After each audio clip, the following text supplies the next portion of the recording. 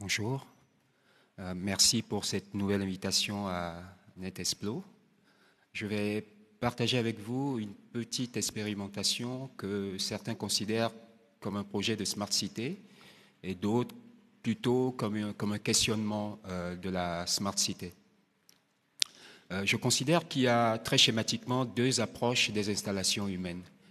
Il y a une approche qui consiste à prendre ces lois en soi-même et une autre approche qui prend ces lois plutôt dans le milieu dans lequel on s'installe.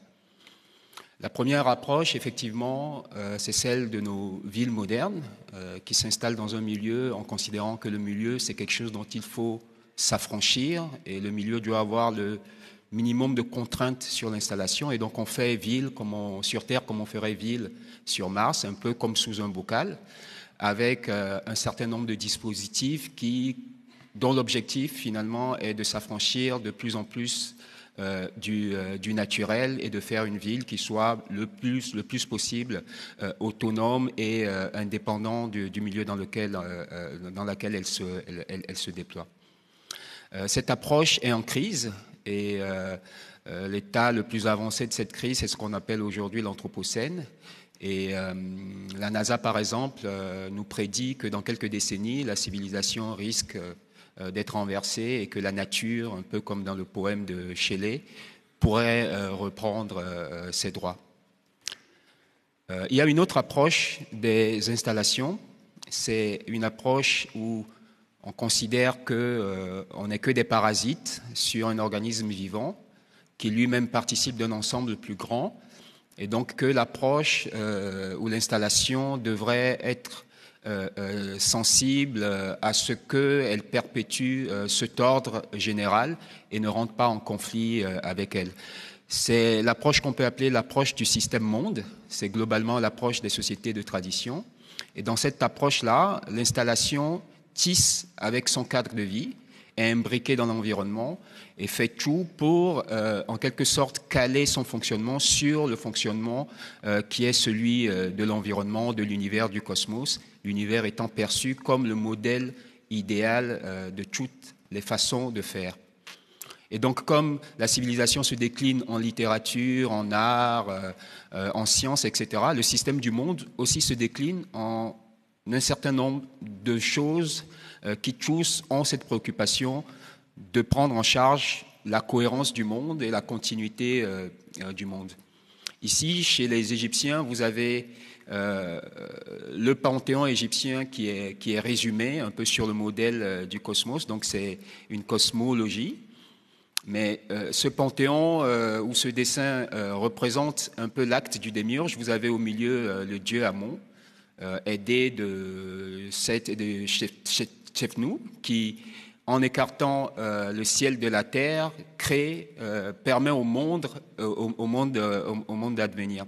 Et donc cette représentation, c'est aussi une cosmogénèse, une cosmogonie, c'est la vision que les Égyptiens ont de la naissance du monde. Et vous verrez que quand les Égyptiens vont faire de l'art, de l'architecture, ce sera là aussi une cosmographie, ce sera toujours à l'image du cosmos. Et là, par exemple, le dessin que vous avez donne aussi le plan de la maison et les poutres, les poteaux, etc. vont venir se positionner dans la maison égyptienne, un peu comme le dieu Amon est placé là. Cette approche se décline aussi dans les sociétés de tradition en éthique, en morale. En Afrique, l'expression la plus connue de cette morale, c'est ce qu'on appelle Ubuntu. Ubuntu est un principe qui professe l'interdépendance et considère que l'ordre du monde ou l'équilibre du monde doit se réaliser dans la réunion de la partie et du tout. Et c'est un principe qui désamorce un peu l'avidité et toutes les tentations à l'accumulation, à la performance qui sont les fondements du capitalisme. L'Umuganda que Bernard a présenté tout à l'heure, par exemple au Rwanda, qui est cette journée dédiée à travailler collectivement pour la ville, qui est rentré officiellement dans la loi rwandaise est aussi une expression d'Ubuntu dont le rôle est de faire prendre conscience aux Rwandais ou aux populations en général du fait qu'ils ne sont pas sans, en quelque sorte, les autres.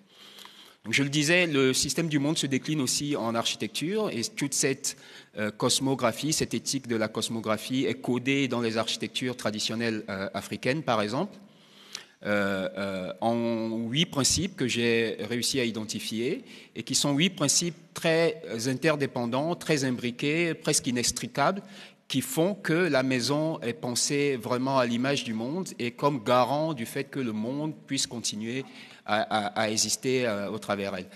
Alors, parmi ces principes, je vais vous en présenter quelques-uns. Il y a la figure de gestation, il y a toujours cette permanence de figure d'accouplement, de naissance dans les architectures, qui est quelque chose qui exprime la perpétuation, en quelque sorte ce que nous considérons, nous, aujourd'hui, comme la durabilité. Il y a cette idée d'unité, qui est donc l'interdépendance. Il y a cette idée de totalité, qui est que l'architecture doit résumer le monde et doit être complet à l'image du monde. Il y a le principe de la fractale, qui est la cohérence à différentes échelles et donc la répétition du tout dans la partie. Tous ces principes sont savamment donc organisés comme un algorithme pour permettre à la maison africaine de se situé vraiment au centre du monde, comme un repère pour le monde. Et cela désamorce donc toutes les tentations d'imaginer l'installation comme quelque chose de neutre et qui ne participe pas en quelque sorte de l'ensemble. Et ici, la maison est vraiment un parent pour l'habitant. Alors, quelques autres exemples pour montrer par exemple les figures de gestation chez les Dogons, le fait que le plan de la maison reprend forme humaine parce que l'homme est considéré un peu comme la meilleure réalisation du cosmos et donc c'est cet individu qui n'a pas la nature hors de lui seulement, mais aussi en lui et organisé de la meilleure façon. Et l'homme sert aussi de modèle beaucoup à imaginer la maison, mais aussi le village. Et donc, toujours ce principe de fractal qui est que la cohérence doit se reproduire vraiment à toutes les échelles. Vous voyez que l'anthropomorphisme va très loin et s'exprime aussi dans la mode des natures. Vous avez aussi beaucoup de figures dites fœtales pour rappeler encore ces figures de gestation. Des fractales, par exemple.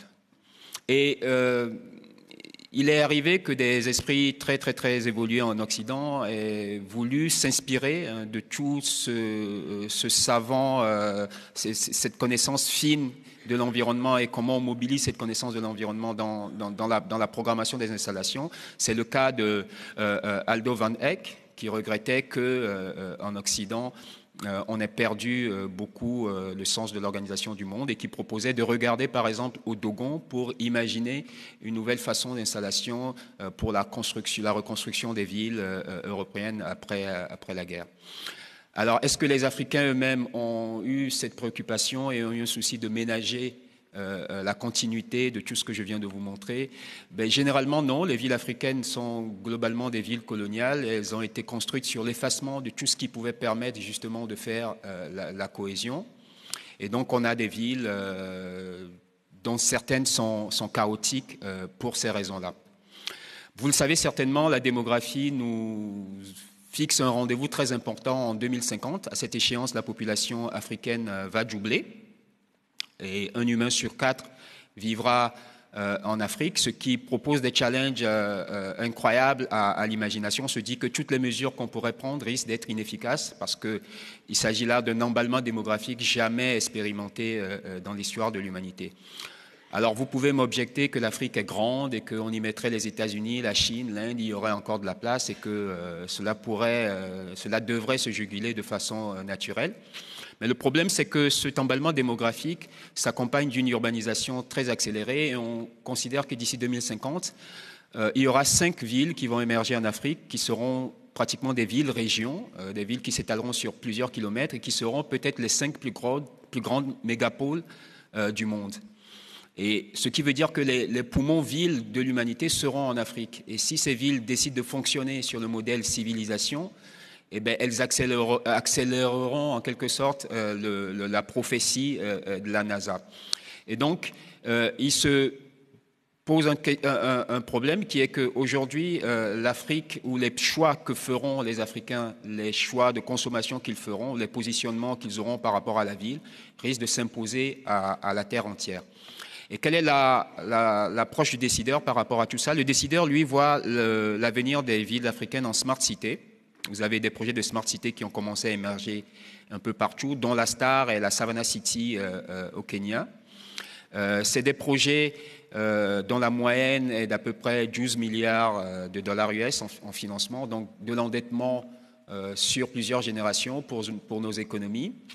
Des projets dont l'inclusivité, encore une fois, n'est pas garantie. La technologie est généralement importée dans ce type de projet. Mais la vraie critique à faire à la Smart City n'est pas seulement une critique du point de vue africain. Il y a des critiques plus globales sur ce concept. Il y a par exemple le fait que la Smart City, si on considère que c'est un modèle de ville qui est produit par la technologie, les technologies changeant en permanence, à peine avez-vous fini un projet de Smart City qu'elle est déjà désuète. Donc la Smart City est un horizon qui se défile en permanence. Et donc c'est ce grand cynisme auquel nous collaborons tous, qui est que nous sommes en train de promouvoir comme vision de société le plus vaste programme d'obsolescence programmée qui ait jamais été imaginé. Mais il y a une critique encore plus fine, et peut-être la seule qu'il faudrait faire à la Smart City, c'est que la Smart City ne s'est jamais proposé de faire des smart citizens. La smart city est en quelque sorte le prolongement d'un idéal capitaliste qui est de transformer l'homme en individu. Parce que l'homme affranchi du groupe consomme. Si vous êtes seul et que vous avez le dos qui vous gratte, vous avez besoin d'un device pour vous gratter le dos, donc vous consommez. Alors que si vous êtes en groupe, vous pouvez demander à quelqu'un de vous gratter le dos. Les singes, par exemple, font cela. Si vous êtes dans un quartier et que vous êtes un groupe, vous avez peut-être besoin d'avoir un seul ménage avec une perceuse, puisque vous ne bricolez pas tous le même jour. Mais si vous êtes dans un quartier des individus, chaque maison devra s'équiper de sa propre perceuse. Et donc, la Smart City travaille à faire de nous de plus en plus des individus. Et l'individu ultime, c'est l'individu inscrit dans la Smart City, parce qu'il n'a même plus besoin de penser, ce sont des algorithmes qui pensent pour lui. Il n'a plus besoin de parler, ce sont ces données qui parlent pour lui. Quand il va faire un prêt à la banque, tout ce qu'il pourra dire n'aura pas autant de poids que ce que le banquier pourra trouver sur lui comme info libérée sur les réseaux sociaux, par exemple. Et il arrive au point même où il n'a même plus besoin de ressentir. Ce n'est plus son interface peau qui lui fait savoir qu'il fait froid et qu'il doit fermer les fenêtres. C'est les fenêtres elles-mêmes qui se ferment toutes seules parce qu'elles ont compris qu'il faisait froid. Et donc, quand on parle d'individus augmentés, souvent, on considère que l'homme augmenté, c'est un homme qui a une puce dans le corps ou un bras robotisé. C'est faux. L'homme augmenté, en fait, c'est l'individu inscrit dans la Smart City, parce que dans la Smart City, la ville elle-même se déploie en prothèse, et c'est par elle que vous appréhendez tout. C'est aussi une perfusion, c'est par elle que tout vous vient, et donc vous êtes fixé dans votre fauteuil. Tout vous arrive, auquel souvent vous ne comprenez rien, et vous pouvez même perdre le pouvoir de savoir comment débrancher tout cela, et vous ne passez plus de frontières, ce sont les frontières qui vous passent. Ce que nous disons, c'est que ce projet de la Smart City, qui est de faire un homme l'individu, risque d'être très difficile pour l'Afrique, parce que les Africains sont fondamentalement des êtres du collectif. Et donc la Smart City, par son passage en Afrique, soit va être civilisée par l'Afrique, parce qu'elle n'aura pas réussi à renverser ce qu'il y a encore de résistance dans nos structures traditionnelles, et donc vous reviendra plus éthique, ou alors elle sera plus forte que l'Afrique et écrasera ce qui reste encore de structures, comme ce qu'on appelle l'économie du partage est en train de le faire en se moulant dans des dispositifs du partage qui existaient déjà, qu'on aurait pu nous-mêmes sublimer avec du digital. Et donc il y a un enjeu, et l'Afrique peut être un piège pour la Smart City, un piège vertueux, mais ce piège-là, il s'agit de le construire. Peut-on donc imaginer des Smart Cities dont l'horizon pour l'homme serait d'être un collectif? C'est un peu le chantier que nous avons lancé depuis 2012 au Togo, en bricolant ce petit projet que nous avons appelé UpCity. Et voici comment procède ce projet. L'idée, c'est de déployer sur un territoire donné un réseau de lieux, qui sont des lieux ouverts, chacun a le contrat de changer son périmètre d'1 ou de 2 kilomètres autour avec des ressources développées dans le lieu par des gens du quartier. Et donc, pariant sur le fait que les technologies sont aujourd'hui très démocratisées, on peut se dire que des gens d'un quartier se regroupent et décident eux-mêmes du système d'échange, du système de collecte de déchets, du système d'approvisionnement en nourriture, de la mobilité, etc. Et que les meilleurs projets inspirent les autres lieux et que ces lieux étant mis en réseau comme un smart grid, on tendrait petit à petit sur de la durée vers une smart city qui serait une smart city produite de la base. Et les meilleures idées, donc, on en ferait des startups parce que la startup, c'est aujourd'hui ce qui implémente le plus rapidement des solutions. Et toutes ces startups seraient la propriété des communautés de ces lieux. Et donc pas des Uber-like, mais des entreprises avec le verrou de l'inclusivité et de la redistributivité. Et donc on déploierait comme ça sur la ville des milliers de startups non propriétaires. Et on pourrait même imaginer que ces startups décident d'avoir leur propre système d'échange et s'affranchissent de monnaie, mais fonctionnent avec un système de points qu'on accumule parce qu'on rend service à la ville en collectant des déchets ou en donnant un coup de main dans les potagers communautaires. Je suis très heureux de vous dire qu'on a réussi à créer les 2 premiers lieux de cette utopie que nous projetons sur la ville de Lomé. C'est donc 2 lieux ouverts qui accueillent du monde. La moyenne d'âge est de 19 ans à peu près dans notre communauté. Et c'est des jeunes qui, 24 heures sur 24, réfléchissent à des projets qui peuvent impacter la proximité. Ces lieux fonctionnent sur le modèle d'un signal qui nous vient des sociétés de tradition, qui est l'enclos d'initiation. L'enclos d'initiation, c'est l'endroit où vous regroupez les jeunes d'un même âge pour les initier à la connaissance du savoir et pour créer une cohésion sur une classe d'âge qui est ensuite reversée à la transformation de votre village. Ces lieux sont additionnés avec des moments, donc l'enclos sert à créer la cohésion et le moment, qui est un rituel, etc., sert à réaffirmer le lien qui a été créé. Si vous doutez de l'efficacité de cette addition de lieux et de moments pour aider les gens à être créatifs, vous n'avez qu'à regarder la chose extraordinaire qui se passe en ce moment avec l'occupation des ronds-points et un certain rituel de tous les samedis qui a pour décor les Champs-Élysées.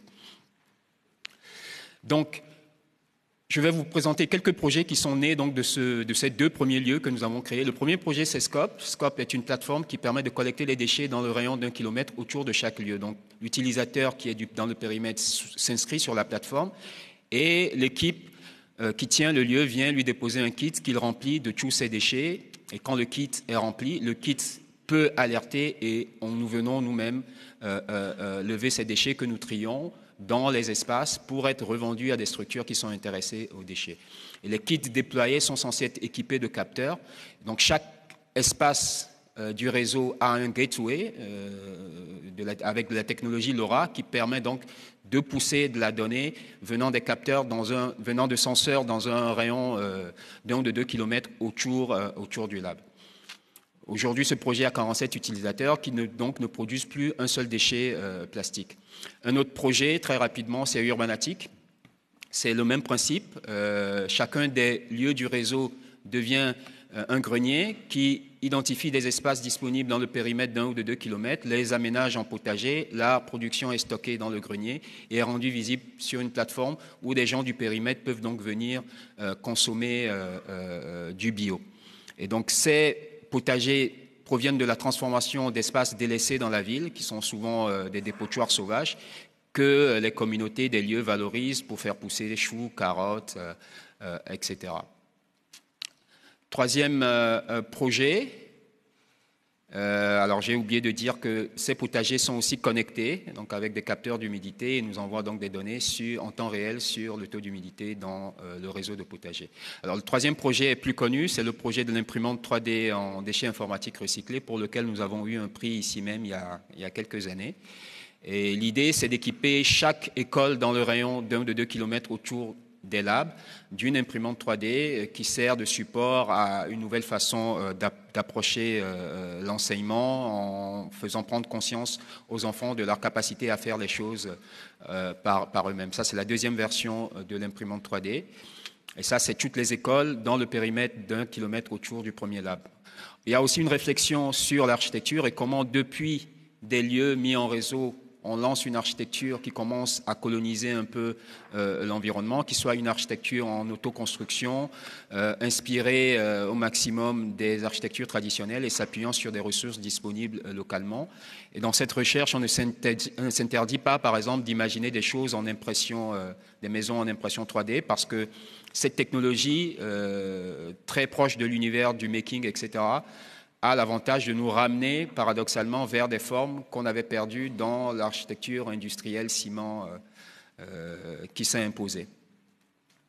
Alors tout ça est un prétexte à former, à fabriquer en masse des smart citizens, et l'idée c'est que si sur une ville donnée vous arrivez à avoir un programme aussi efficace qui transforme tout le monde en smart citizen, ces gens-là seront capables eux-mêmes à une échéance plus ou moins longue de prendre en charge chacun individuellement les problèmes qui se poseront. Nous commençons très tôt puisque les plus jeunes de la communauté ont 7 ans. Nous avons un programme donc, où nous formons des enfants sur un programme un peu d'accélération sur 1 an à pouvoir réaliser eux-mêmes leurs projets en s'appropriant rapidement le potentiel des nouvelles technologies.